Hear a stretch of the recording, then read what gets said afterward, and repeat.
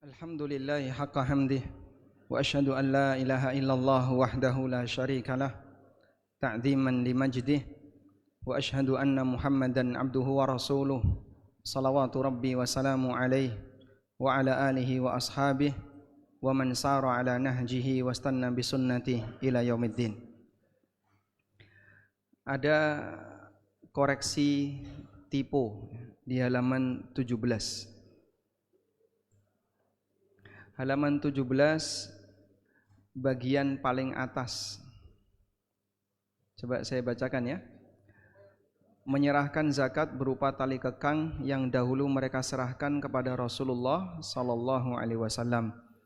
Aku akan perangi mereka karena telah menolak untuk menunaikannya. Nah, di situ tertulis menerimanya. Baik, Anda ganti, aku akan memerangi mereka karena telah menolak untuk menunaikannya atau membayarkannya. Selanjutnya, karena waktu kita terbatas, maka kami akan berikan beberapa penekanan di bagian-bagian tertentu untuk buku fikih zakat. Kita masuk ke halaman 39 tentang jangan berkreasi dalam hal zakat. Di halaman 39 kita sebutkan bahwa salah satu di antara keistimewaan zakat adalah Allah telah jelaskan dengan detail. Karena Allah sudah jelaskan dengan detail, berarti ini masuk kategori ibadah mahdhah. Kalau sudah bicara ibadah mahdhah. Mahdhah itu apa, Pak? Mahdhah itu artinya murni. Disebut sebagai ibadah murni karena tidak ada ruang bagi logika untuk ikut terlibat di sana. Sehingga jangan melibatkan kreasi manusia. Sebagaimana salat itu ibadah mahdhah, haji dan umroh itu ibadah mahdhah, zakat juga ibadah mahdhah. Dan tadi sudah kita sebutkan tentang bagaimana peta pelaksanaan ibadah yang dilakukan oleh hamba. Ada ibadah badaniyah, ibadah maliyah, dan ibadah gabungan. Karena zakat itu ibadah yang sifatnya murni tauqifiyah, harus ada panduan dalil, maka jangan berinovasi. Sehingga kalau Anda perhatikan, urusan zakat ini dijelaskan oleh syariat dengan cara rinci, semuanya ada. Nah, ciri khas penjelasan rinci itu Anda bisa menggunakan pendekatan wartawan kalau nyari berita 5W plus 1H. Terjawab untuk semua pertanyaan ini. Jadi orang kalau mau bertanya tentang zakat, what, why, where, when, who, how, semuanya bisa dijawab. Dan itu pakai dalil. Artinya kamu nggak usah berkreasi karena semuanya sudah ada penjelasannya. Nah, praktek kreasi yang dilakukan oleh sebagian orang dalam masalah zakat itu seperti masalah zakat yang diinvestasikan. Kemudian ada lagi zakat profesi. Kemudian termasuk di antara belakangan ya, yang sedang menjadi program pemerintah, bayar zakat untuk dijadikan sebagai jaminan hari tua. Asuransi JHT itu diantaranya sedang dalam proses dibicarakan oleh beberapa tokoh di Indonesia, itu mau diambil dari dana zakat. Nah, ini semuanya nanti jadi membuat kabur dan tidak jelas aturan zakat. Karena ada beberapa kreasi yang dilakukan oleh manusia. Dan di antara ciri bahwasanya ini semuanya telah dijelaskan oleh Allah. Andaikan tidak ada ajaran syariat, kita juga tidak tahu cara yang tepat untuk melakukannya. Misalnya cara sholat yang benar, cara zikir yang benar. Itulah ciri ibadah mahdhah. Berbeda dengan ibadah yang sifatnya ma'kul makna, yang bisa dipahami berdasarkan logika. Orang tetap bisa memahaminya meskipun tidak ada wahyu. Misalnya membersihkan kotoran dan najis, menutup aurat, berbakti kepada kedua orang tua, berbuat baik kepada sesama. Walaupun tidak ada wahyu, orang bodoh misalnya, Pak, tidak ngerti agama, tapi taunya kotoran itu najis. Ini najis, kamu harus bersihkan. Bisa nggak dia membersihkan tanpa dikasih tahu? Cara membersihkannya gimana? Yang penting pokoknya bersih. Mau digosok pakai tanah, mau disiram pakai air, mau dijemur sampai kering, yang penting pokoknya bersih. Dengan nalurinya manusia bisa melakukannya. Kamu harus berbakti kepada orang tua. Bagaimana cara berbakti kepada orang tua? Manusia dengan nalurinya bisa memahami. Cara berbakti kepada orang tua ya A, B, C, D. Baik. Sehingga aktivitas manusia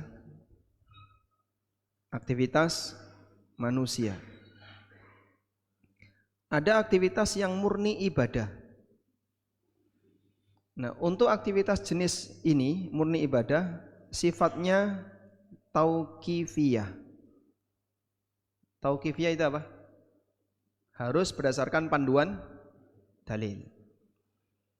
Yang kedua, ada aktivitas muamalah atau mungkin kita sebut non ibadah. Untuk aktivitas kedua yang sifatnya non ibadah, bagaimana peran syariat dalam aktivitas non ibadah ini? Peran syariat berkaitan dengan aktivitas non ibadah itu ada dua. Satu, menjelaskan aturan. Menjelaskan aturan. Misalnya jual beli. Jual beli itu bukan tauqifiyah, sehingga tidak harus nunggu dalil. Apa hukum jual beli air? Boleh. Dalilnya apa? Ya, tidak harus seperti itu ya. Hukum asal jual beli boleh. Bagaimana hukum jual beli online? Boleh. Dalilnya apa? Ya, selama tidak melanggar hukum asalnya boleh. Sehingga syariat hanya menjelaskan aturan. Praktek jual beli yang dilarang seperti ini, A, B, C, D. Selama kamu tidak melanggar ini, hukum asalnya boleh. Yang kedua adalah mengajarkan adab. Mengajarkan adab. Dalam aktivitas sehari-hari manusia, syariat mengajarkan kepada kita aneka adab. Manusia makan dengan kambing makan, sama-sama makan. Memasukkan makanan ke dalam organ pencernaan. Bedanya apa? Yang satu pakai adab, yang satu tidak pakai adab. Anda tidur dengan ayam tidur, bedanya apa? Hah? Satunya di atas kasur, satunya di atas pohon. Pitik nek turu teng pundi, Pak? Mangkring ya. Baik. Antara Anda tidur dengan binatang tidur, sama-sama tidur. Bedanya apa? Adab.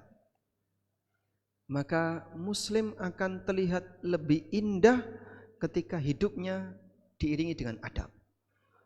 Makan Anda akan terlihat lebih indah, tidur Anda akan terlihat lebih indah, aktivitas sehari-hari Anda akan terlihat lebih indah ketika Anda mengiringi hidup ini dengan adab.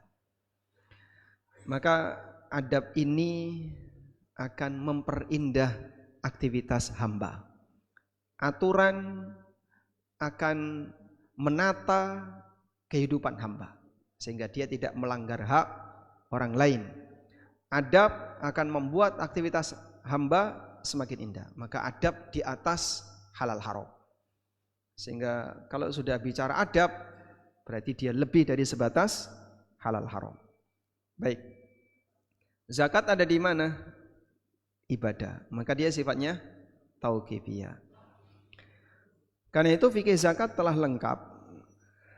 Sehingga manusia sebenarnya tidak butuh untuk berkreasi dalam masalah zakat. Ketika seseorang melakukan inovasi dalam hal zakat, dia akan keluar dari aturan yang berlaku, sementara tidak ada jaminan zakatnya bernilai sah. Artinya dengan inovasi dalam masalah zakat itu justru mengancam keabsahan zakat yang dikeluarkan. Karena ibadah yang dilakukan di luar aturan yang berlaku akan terancam tidak diterima. Sebagaimana sabda Nabi SAW, "Man amila amalan laisa alaihi amruna fahuwa raddun." Sehingga gini, tujuan bayar zakat, tujuannya pastikan sah. Pastikan apa? Sah. Sudahlah, kamu berpikir saja memastikan zakatmu sah. Sudah cukup sampai di situ. Tapi Pak, kan masih banyak orang yang membutuhkan, masih banyak ini, masih banyak ini. Jangan korbankan zakatmu karena memikirkan nasib orang lain.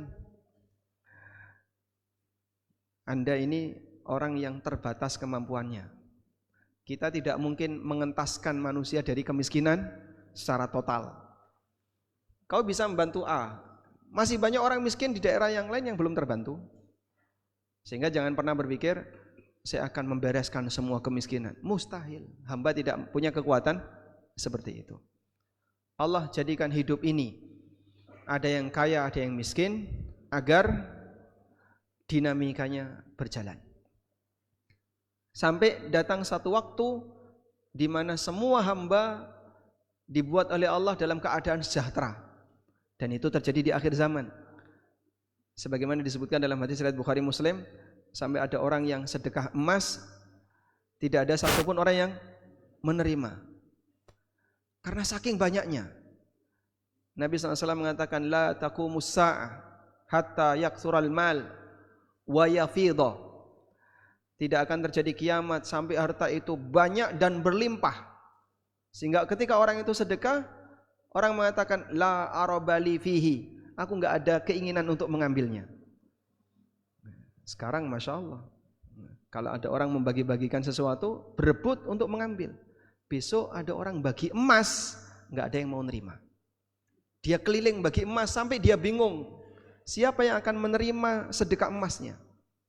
Itu besok di akhir zaman. Makanya yang investasi emas segera dipakai sekarang ya. Sebelum datang satu zaman di mana emas biar nggak ada yang mau nerima. Jadi kalau mungkin orang sekarang berpikir negara-negara Eropa, negara Amerika, negara-negara yang lain, mereka semuanya bersaing untuk mengumpulkan cadangan emas dunia. Yang paling tinggi mana? Katanya Amerika, ngambilnya dari Papua. Sehingga dia mengumpulkan cadangan emas dunia.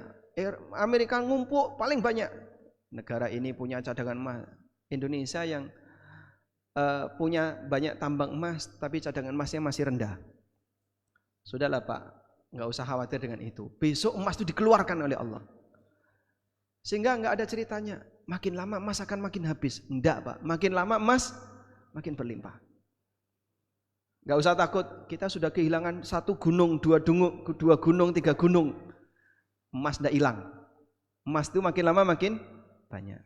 Di akhir zaman Allah keluarkan yang belum keluar hingga sekarang. Di akhir zaman akan Allah keluarkan. Sehingga nggak perlu rebutan benda yang ayam nggak doyan. Pitik dikai emas doyan Pak? Jika Anda orang berpikir seperti ini, kita mengembangkan zakat untuk optimalisasi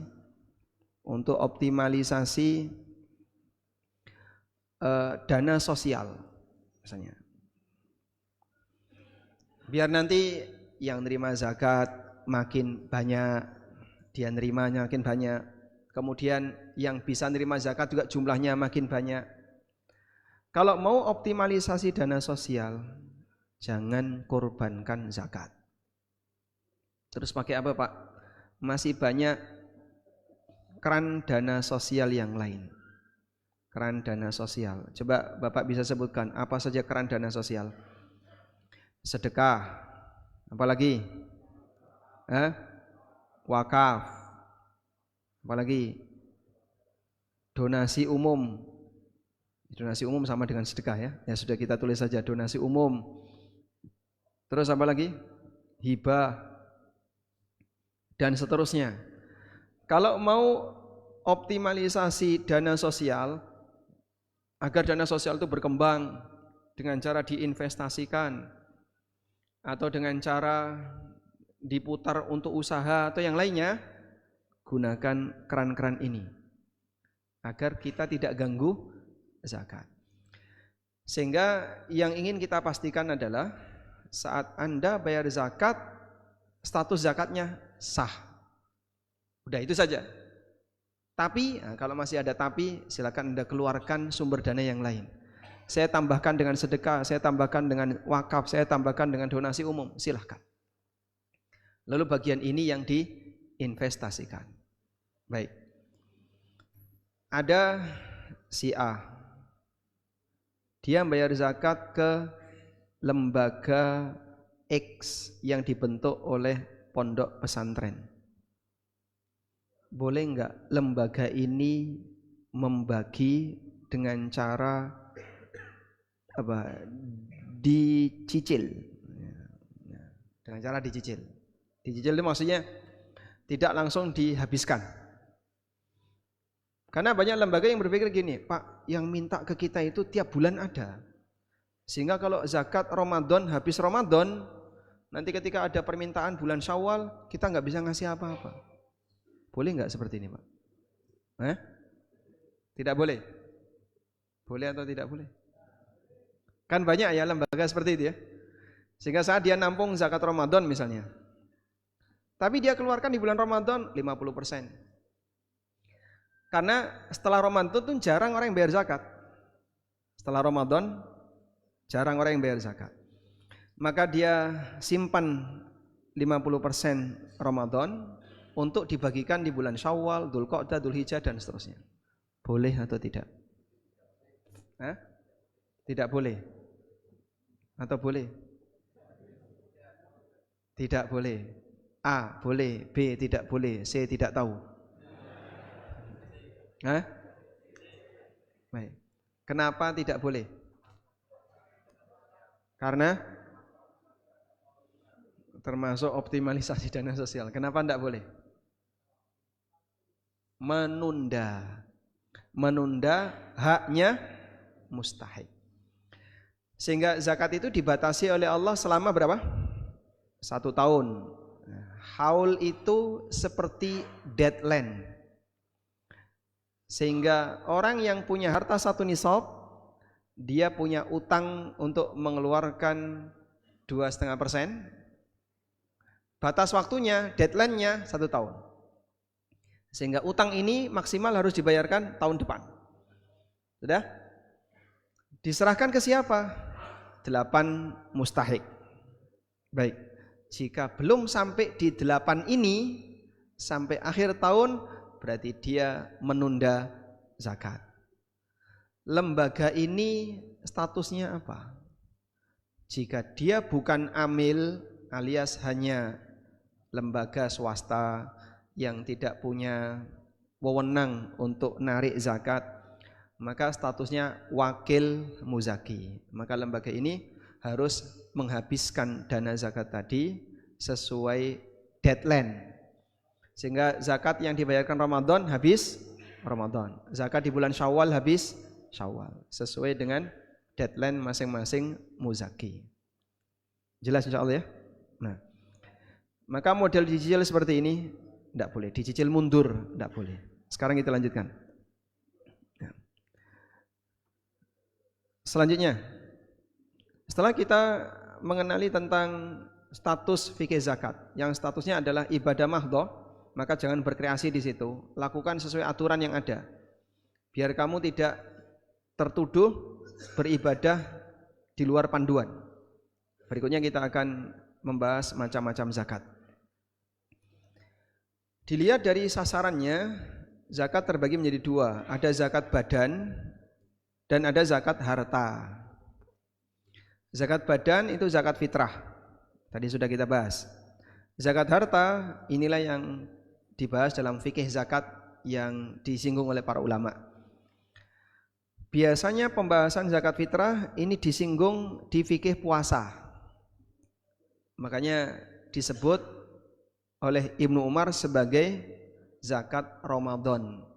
Farada Rasulullah sallallahu alaihi wasallam zakat Ramadan. Rasulullah sallallahu alaihi wasallam mewajibkan zakat Ramadan. Sebab ini kaitannya dengan bulan Ramadan. Dan Allah Subhanahu wa taala mengatakan qad aflaha man zakkaha wa dzakara asma rabbih fasalla. Sungguh beruntung orang yang menzakati dirinya wa dzakara asma rabbih, dan dia mengingat nama Allah, fasalla, lalu dia salat. Ini zakat fitrah, takbiran salat Id dalam tafsir sebagian ulama. Sehingga dilakukan dalam sekali waktu ketika malam Id. Makanya ada istilah waktu fitri. Sebutannya shadaqatul fitri. Kenapa disebut zakat fitri?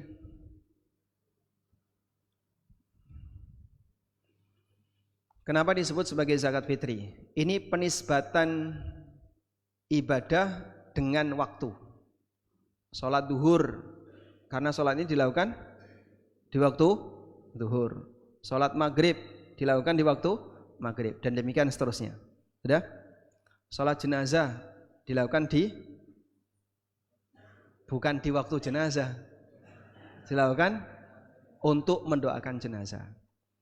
Sebab semua jumlah idhofah di situ terkandung kata yang tersembunyi. Paham ya? Sehingga shadaqatul fitri, kenapa disebut sebagai zakat fitri? Karena dia zakat yang dibayarkan di waktu fitri. Nah, apa yang dimaksud dengan waktu fitri? Waktu fitri adalah terbenamnya matahari di hari terakhir Ramadan. Itulah waktu fitri. Sehingga batas waktu masuknya tanggal 1 Syawal itu waktu fitri. Maka siapa yang hidup saat waktu fitri ini ada, dia wajib dibayarkan zakatnya. Baik, kasus si A sakaratul maut, lalu dia meninggal pas malam takbiran 10 menit setelah maghrib,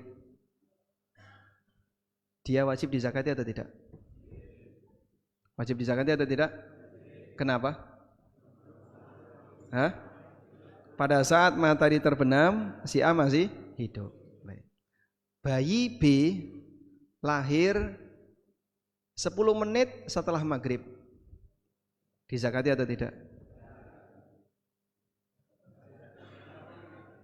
Bayi B lahir 10 menit setelah maghrib, dizakati atau tidak? Dizakati. Dizakati atau tidak? Hah? Tidak. Kenapa tidak? Apa? Karena saat matahari terbenam, bayi B ini sudah ada belum? Sudah ada. Belum lahir. Bayi B ini belum lahir. Sudah? Sehingga karena belum lahir, dia belum disebut ada di alam dunia. Nah, oleh karena itu dalam posisi ini dia tidak wajib dizakati, kecuali kalau Anda mengikuti pendapat yang mengatakan janin dizakati, seperti pendapatnya Utsman. Kalau Utsman, janin itu dizakati. Dipahami ya? Nah, selanjutnya di sana ada pembagian zakat dilihat dari objeknya. Ada 5. Zakat mal, perdagangan, pertanian, ternak, dan rikaz. Baik, ada yang bisa ngulang tanpa baca buku? Nah, fadhal. Pertanian. Perdagangan. Rikaz. Nah, Ustaz. Peternakan. Satu lagi. Zakat. Zakat mal. Terlihat di situ ya. Ustaz dapat hadiah, Masya Allah.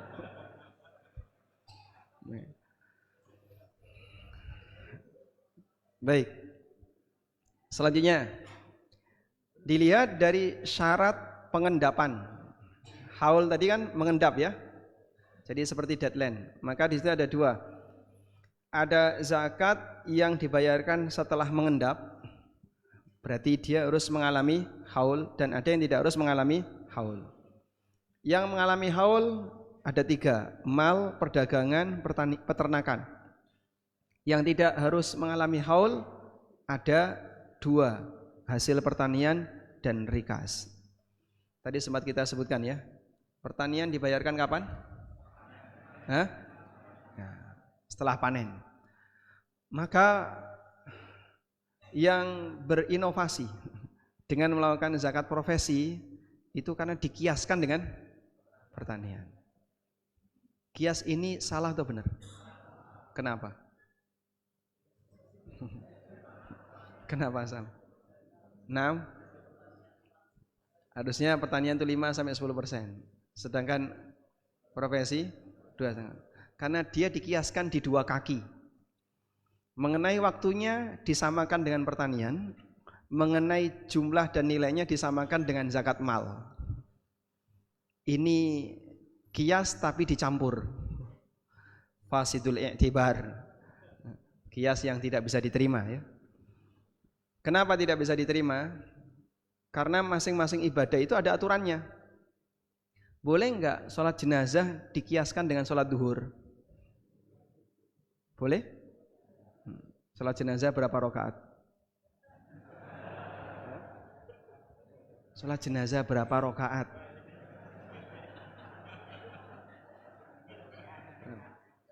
Enggak ada. Kok bisa sholat enggak ada rakaatnya?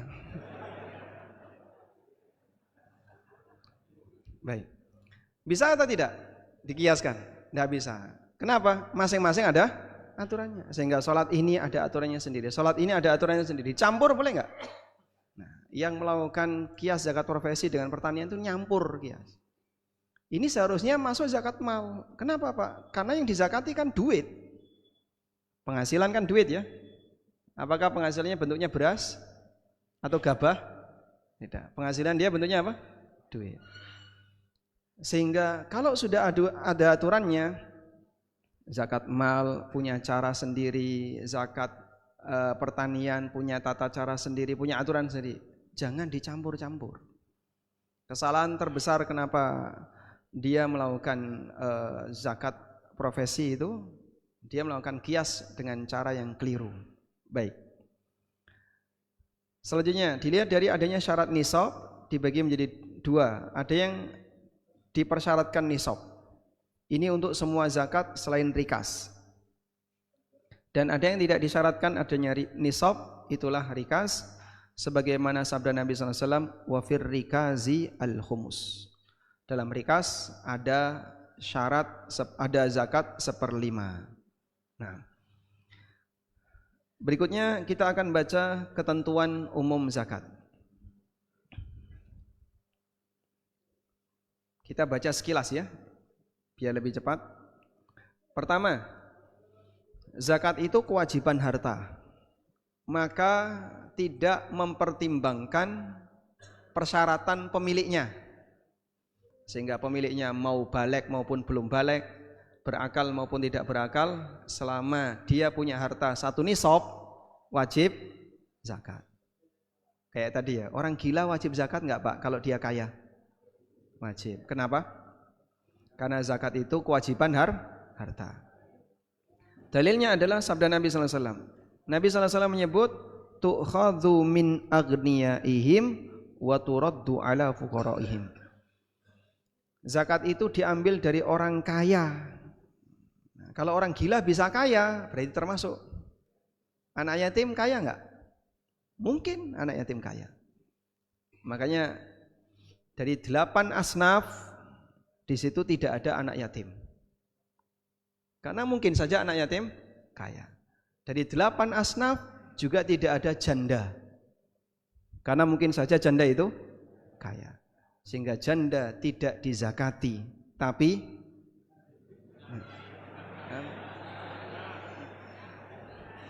gimana tadi? Dinafkahi. Ditarik zakatnya maksudnya. Kalau dia kaya dia ditarik zakatnya. Nah, selanjutnya. Ini salah satu di antara dalil bahasanya anak yatim kalau kaya dia wajib zakat. Umar bin Khattab radhiyallahu anhu pernah berpesan kepada wali anak yatim agar hartanya dikembangkan. Umar mengatakan, "Ittajiru bi amwalil yatama la ta'kuluhaz zakah." Kembangkan harta anak yatim agar tidak habis karena dibayarkan zakatnya. La ta'kuluhaz zakah, agar tidak termakan zakat. Kalau harta anak yatim ini cuma dibiarkan kayak gitu, dipotong zakat tiap tahun terus. Memang sampai titik tertentu berhenti. Begitu sudah di bawah nisab berhenti. Sudah tidak dizakati lagi. Namun kalau nilainya besar, sementara misalnya anak yatim itu masih di usia bayi, baru lahir bapaknya mati, dia dapat warisan 1M, dibiarkan saja 1M. Di Indonesia dia akan terkena 2 resiko. 1, inflasi. 2, kepotong zakat.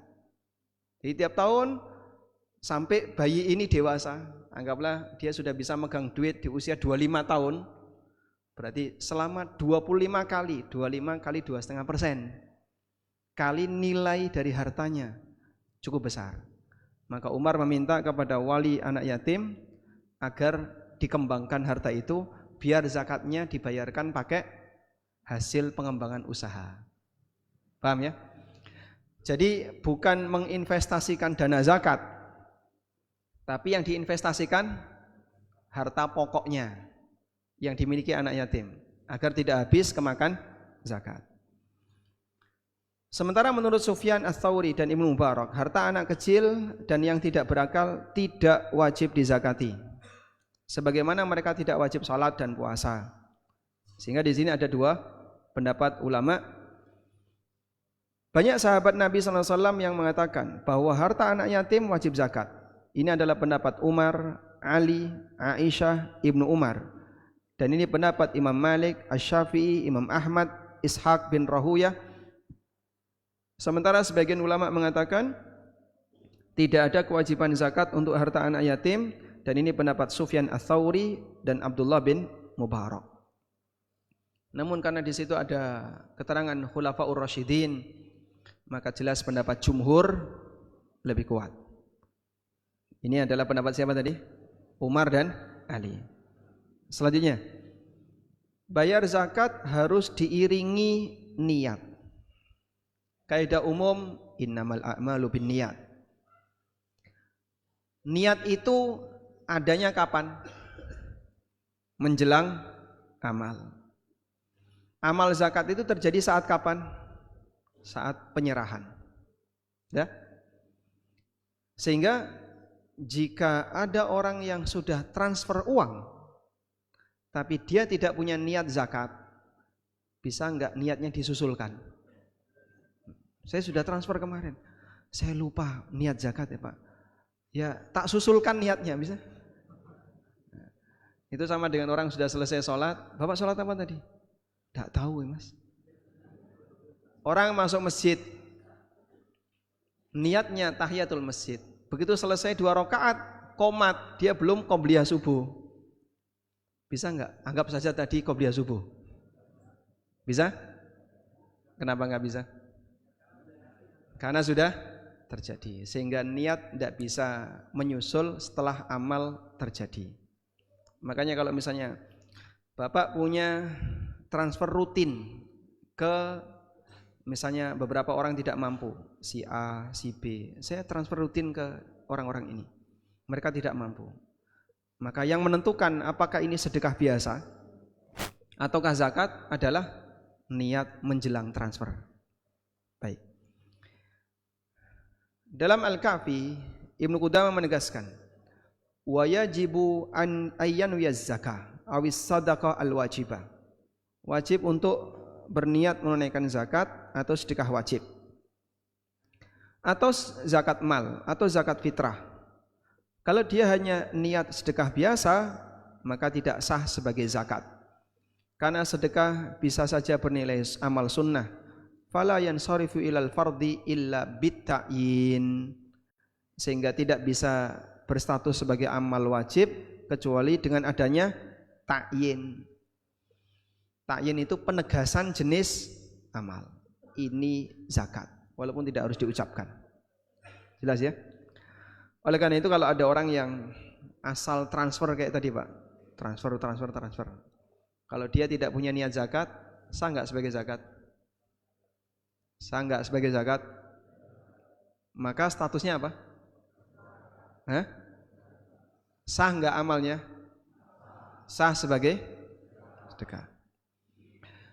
Potongan 2,5% tiap bulan itu rata-rata tanpa pemberitahuan, sehingga mereka terima gaji dalam posisi sudah dipotong dengan statement dalam slip 2,5% zakat profesi.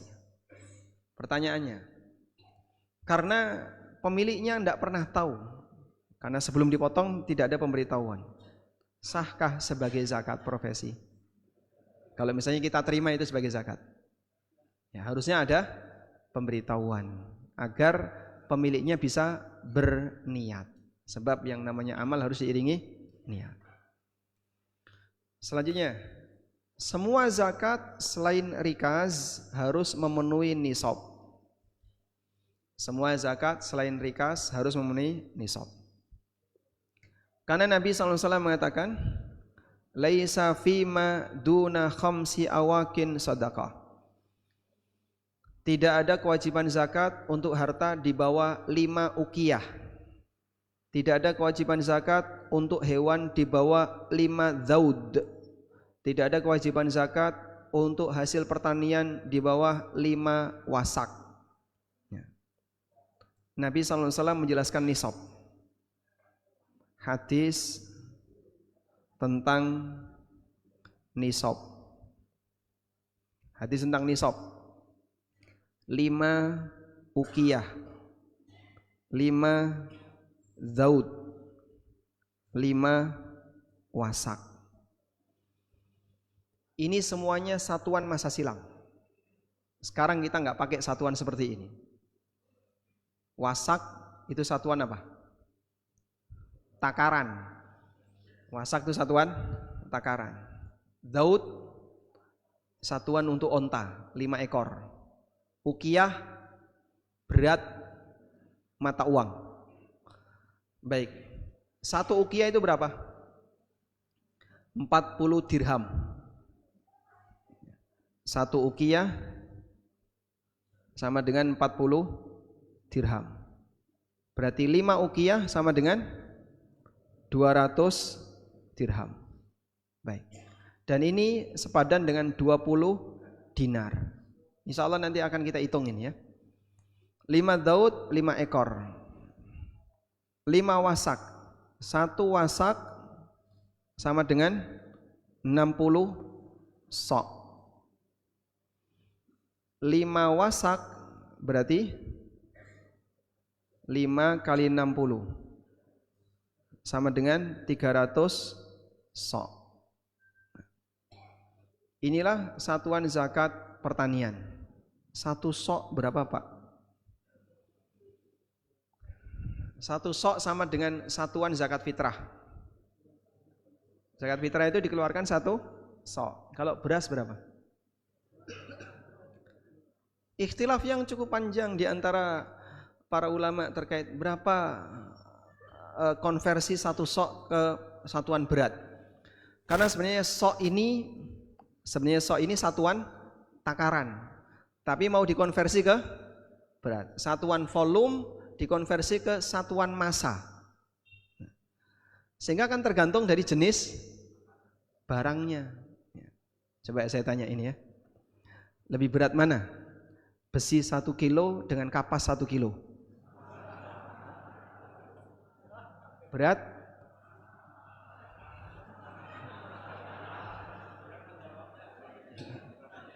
Lebih berat mana? Besi 1 kilo, kapas 1 kilo? Sama? Kenapa? Sama-sama 1 kilo. Tapi kalau Anda ditanya, lebih berat mana? Besi seliter dengan beras seliter? Jelas besi. Kenapa? Baik. Karena masa jenisnya beda. Beras, gandum, kurma, kemudian bur, dan seterusnya, ini punya masa jenis yang berbeda-beda. Maka kenapa muncul perbedaan di kalangan ulama? Berapa sih berat satu sok? Mengingat eksperimen mereka terhadap bahan makanan itu beda. Sehingga beras Sragen dengan beras Delanggu, berat mana? Hah? Delanggu, makanya mahal Delanggu kan? Beras itu ada kadar airnya kan? Beda-beda antara satu daerah dengan daerah yang lain. Sehingga ada beras yang timbangannya berat, ada beras yang lebih ringan. Nah itu kalau dikonversi ke berat jadinya agak susah. Makanya satu sok ini antara 2,5 kilo sampai 3 kilo. Sehingga zakat nisabnya berapa? Zakat hasil pertanian antara 7,5 kintal sampai 9 kintal. Di rentang inilah nisab zakat pertanian. Saya arahkan ambil yang bawah. Kenapa ambil yang bawah? Biar lebih pasti. Abra'u lidhimmah, lebih melepas tanggung jawab. Maka siapapun yang panen 7,5 kintal, dia wajib zakat pertanian. Duh, katanya 3 kilo. Kalau 3 kilo harus 9 kintal. Nanti daripada nanti Anda salah hitung, maka lebih baik pakai batas bawah agar lebih aman. Wallahu a'lam. Kita lanjutkan. Berikutnya, zakat itu berulang tiap tahun. Semua objek zakat yang di situ ada haulnya, maka dia harus berulang tiap tahun. Kecuali zakat yang tidak pakai haul, yaitu zakat pertanian dan rikaz. Hasil pertanian dizakati sekali, saat panen dizakati. Sudah? Tahun depan kok panennya masih sisa banyak, tidak dizakati lagi. Beda dengan uang atau mal. Mal tahun ini dizakati, tahun depan dizakati lagi, tahun depan dizakati lagi. Terus seperti itu. Makanya tidak ada istilah dizakati sekali ketika dapat, keliru ya. Yang benar apa? Dizakati setiap tahun. Selama tabungan dia masih di atas atau nisab ke atas. Sebagaimana keterangan Ibnu Hazm, wattafaqu ala anna zakata tatakarraru fi kulli malin inda inqidai kulli haulin hasya az-zar'a wath-thimar. Ulama sepakat bahwa zakat itu dibayarkan berulang untuk semua jenis harta ketika sudah mencapai nisab kecuali hasil pertanian. Karena ulama sepakat untuk hasil pertanian dizakati sekali untuk selamanya. Beda dengan uang, beda dengan hasil ternak, hasil perdagangan, itu dizakati berulang. Nah, saya tegaskan ini karena beberapa orang punya pemahaman zakat mal itu dibayarkan sekali. Ketika nerima dizakati sudah. Sehingga yang terkumpul di rekening dia mungkin ratusan juta enggak pernah dizakati karena dia memahami sudah pernah bayar zakat.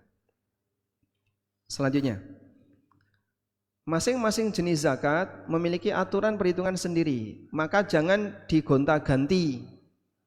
Sehingga zakat mal punya aturan sendiri, zakat pertanian juga sama, fitrah juga sama.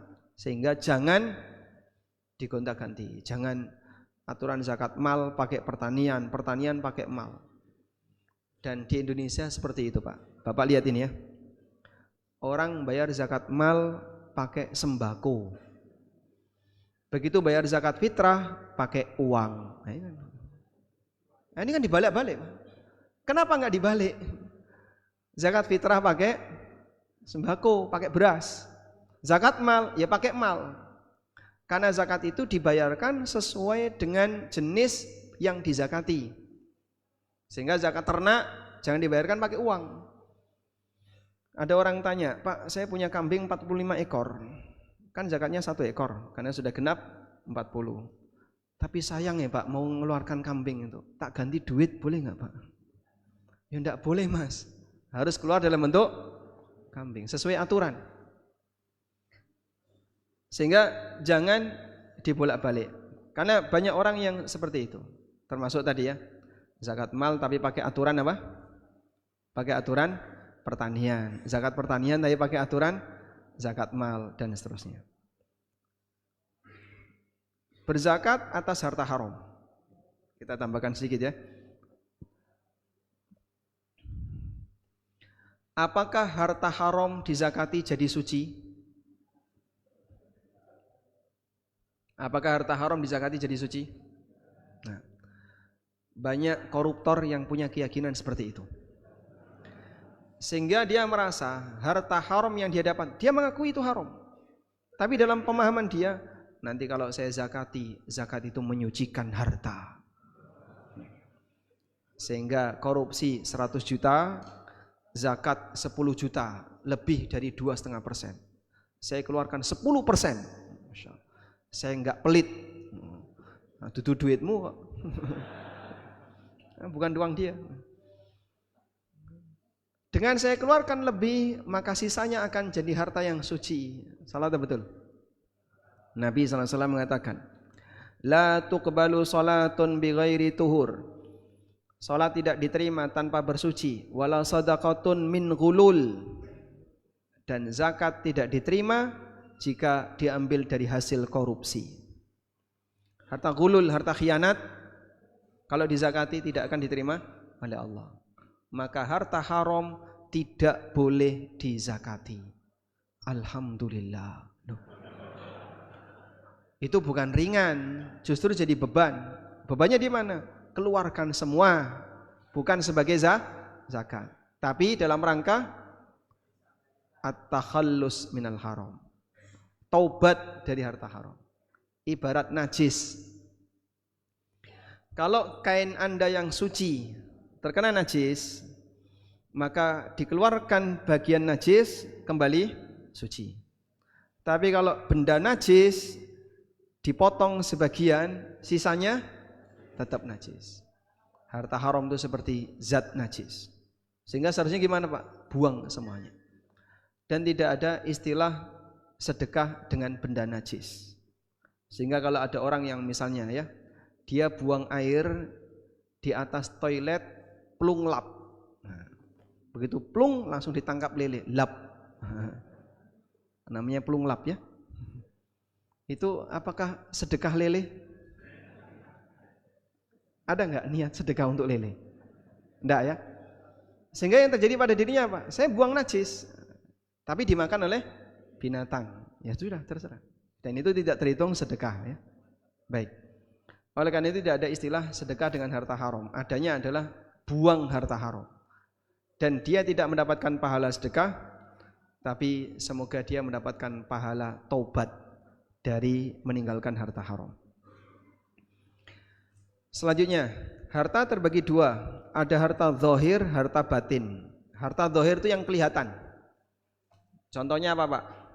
Hasil pertanian. Contoh yang lain, ternak, ini kelihatan. Yang nggak mungkin disimpan dalam lemari. Yang kedua harga batin. Harta batin yang tidak kelihatan.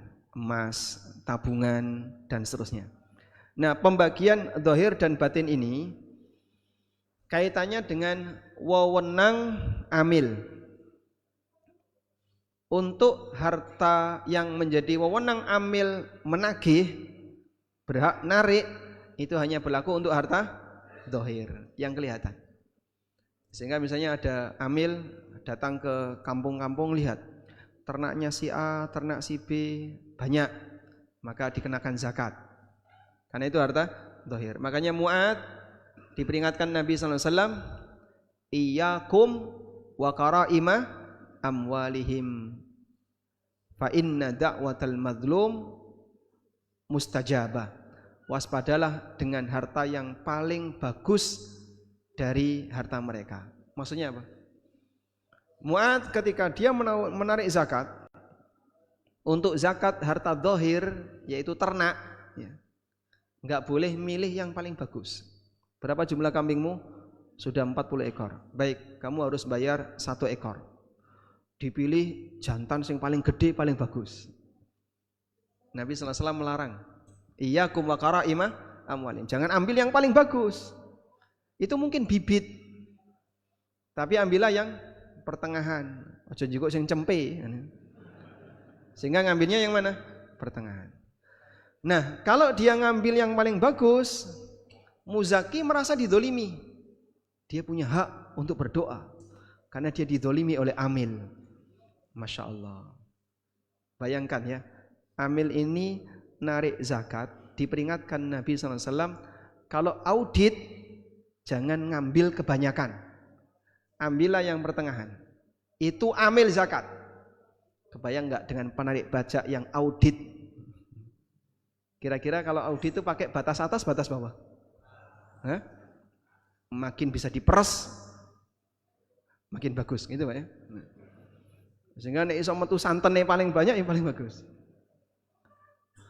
Kalau seperti itu saja Nabi SAW mengingatkan kepada Mu'adz, awas, kamu harus takut doanya orang yang dizalimi. Fa innahu laisa bainahu wa bainallahi hijab. Sehingga misalnya ada orang yang kecewa gara-gara ditarik hartanya oleh orang lain, dia tinggal berdoa, Allahumma, Bapak pesan apa? Celaka dunia atau akhirat? Bisa dia. Taib. Selanjutnya, apakah harta perdagangan termasuk harta zahir? Ulama beda pendapat. Beberapa keterangan di atas memasukkan harta perdagangan sebagai harta batin karena tidak diketahui oleh orang lain. Itulah pendapat jumhur ulama. Namun ada juga yang menggolongkan harta perdagangan sebagai harta zahir karena bisa diketahui oleh orang lain. Dan ini pendapat Abul Farraj As-Sirazi, salah seorang ulama Hambali, sebagaimana keterangan beliau dalam kitab Al-Insaf. Sehingga karena ini harta zahir, kembali tadi ya, pembagian zahir dan batin kaitannya dengan apa? Wewenang amil. Amil punya hak paksa untuk nagih. Tabungan itu sesuatu yang disimpan. Kalau pendapatan yang baru saja didapatkan. Baik. Pendapatan belum tentu jadi tabungan. Kalau sudah jadi tabungan, itu dari pendapatan. Yang dizakati yang mana? Baik. Jadi kaidah ya, zakat itu untuk tabungan, bukan pendapatan. Maka ngitung zakat itu yang dihitung tabungan, bukan pendapatan. Dan yang dizakati itu tabungan, bukan pendapatan. Paham? Baik. Contoh, saya pada waktu bulan Ramadan pernah taraweh di sebuah masjid, lalu ada penceramah kultum menyampaikan penjelasan tentang zakat mal. Beliau bilang seperti ini.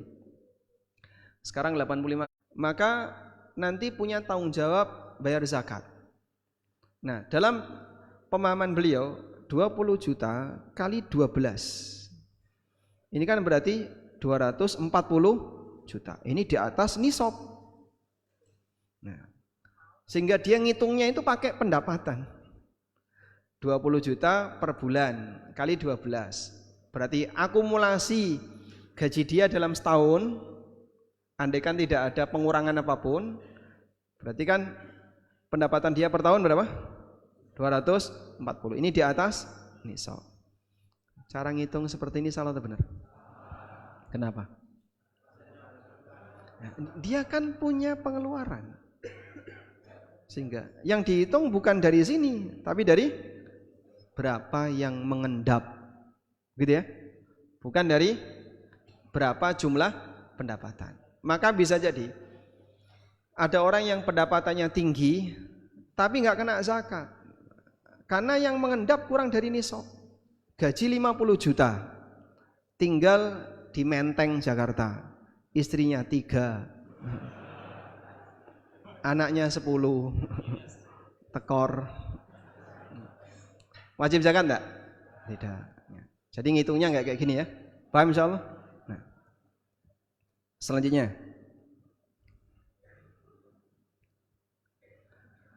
Acuan waktu dalam pembayaran zakat adalah bulan, bukan hari. Acuan waktu dalam pembayaran zakat itu bulan, bukan hari. Apa maksudnya di sini? Batas akhir waktu bayar zakat adalah rentang 1 bulan. Utsman pernah berkhutbah di mimbar Rasulullah SAW ketika beliau menjadi khatib. Hadza syahru zakatikum. Ini adalah bulan zakat kalian. Sehingga beliau menyebut bulan zakat kalian. Maka siapa yang mau bayar zakat, bulan ini harus habis. Sehingga misalnya si A ingin mengeluarkan zakatnya di bulan Ramadan, maka zakat si A harus disalurkan sepanjang rentang Ramadan.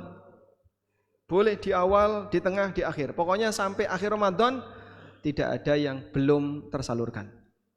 Ya. Sehingga lembaga zakat ya dia, yang bukan amil, misalnya Lazis, Pondok Pesantren Al-Ikhwah, misalnya, mendapatkan, tidak boleh ada yang tertunda, karena zakat itu habis sesuai dengan bulan zakatnya. Selanjutnya, tidak semua harta wajib dizakati. Dalilnya hadis berikut ini. Nabi SAW bersabda, tidak ada kewajiban zakat bagi muslim untuk budak dan kuda. Tidak ada kewajiban zakat untuk budak dan kuda, walaupun harganya mahal. Sehingga turunan dari ini adalah rumah, tanah, perabotan, kendaraan, kemudian aset apapun, perlengkapan operasional usaha, semuanya tidak dizakati. Karena yang seperti ini bukan termasuk objek zakat. Nah, dari sini kita perlu mengenali pembagian harta. Harta ada 2. Dalam kajian zakat, Anda bisa bagi harta jadi 2. Yang pertama, ada harta likuid. Harta likuid itu apa saja, Pak? Harta likuid ya emas dan perak. Turunannya adalah uang. Uang itu turunan emas dan perak. Yang kedua, harta non likuid. Harta non likuid ada 2. Harta yang diperdagangkan. Harta yang diperdagangkan. Nah, ini kena zakat perdagangan. Yang kedua, harta yang kebalikannya, tidak diperdagangkan. Ini disebut dengan mal kinyah.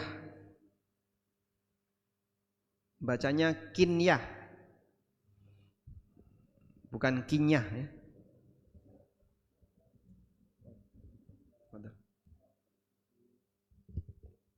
Nah, untuk mal kinyah tidak dizakati. Fadhal. Mohon maaf sebentar kepada para jamaah, ini ada pengumuman yang urgen.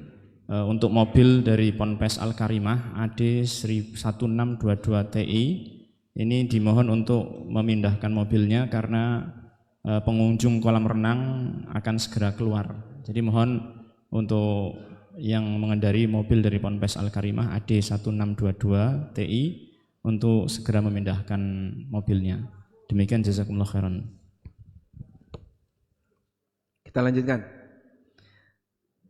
Untuk harta non likuid yang tidak diperdagangkan sebutannya mal kinyah.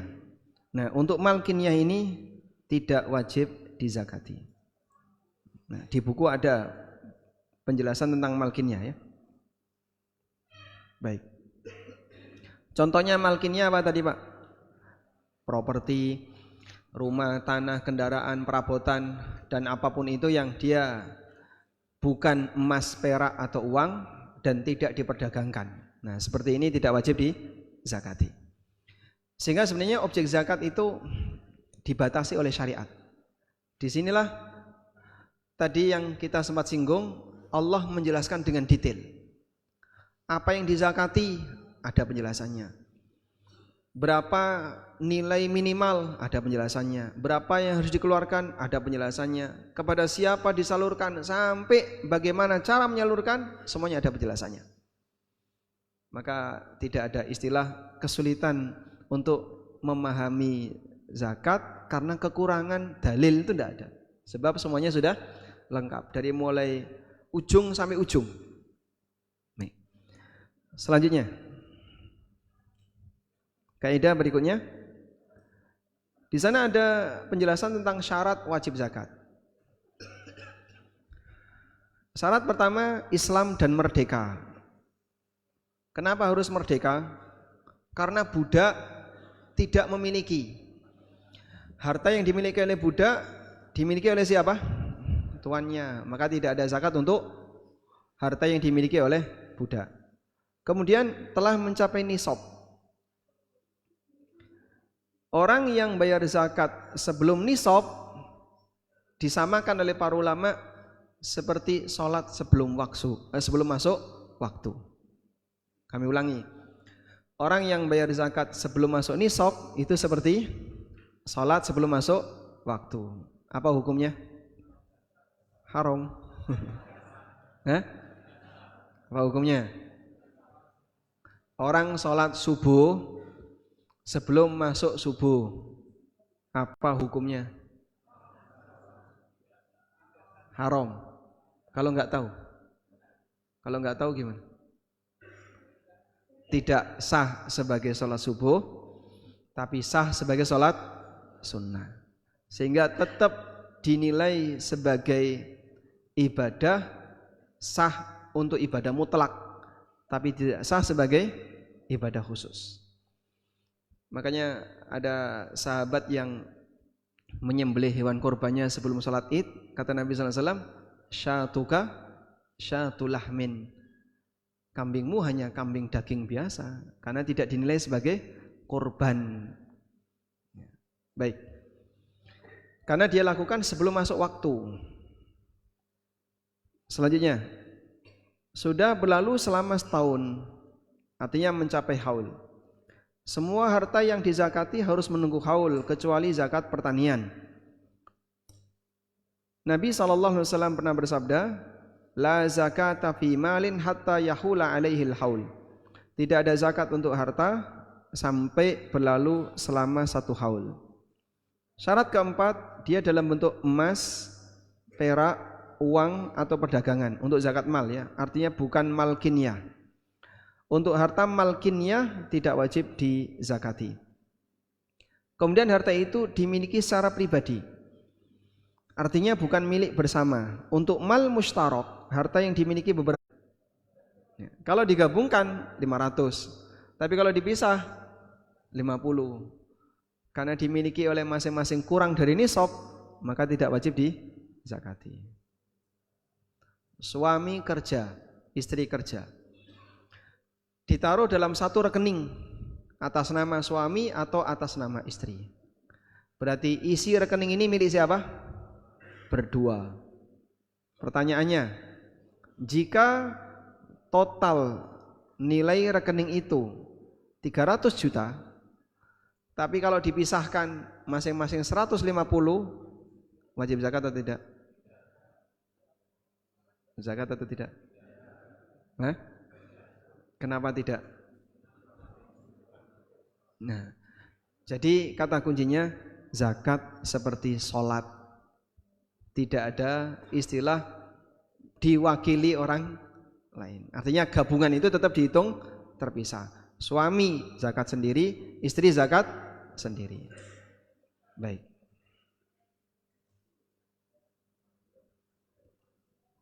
Selanjutnya harta itu dimiliki secara sempurna. Dilihat ya, dan 20 juta. Baru dicicil 3 bulan. Sisanya kan masih banyak itu. Dizakati atau tidak? Kenapa? Belum jadi milik saya karena dia belum bayar. Sehingga saya tidak bisa ngapa-ngapain terhadap harta yang belum dibayarkan tadi. Maka seperti ini tidak wajib dizakati. Wallahu a'lam. Walhamdulillah kita sudah selesai sampai di kaidah umum tentang masalah zakat. Baik, selanjutnya kami kembalikan ke moderator. Wassallallahu ala nabiyyina Muhammadin wa ala alihi wa sahbihi wasallam.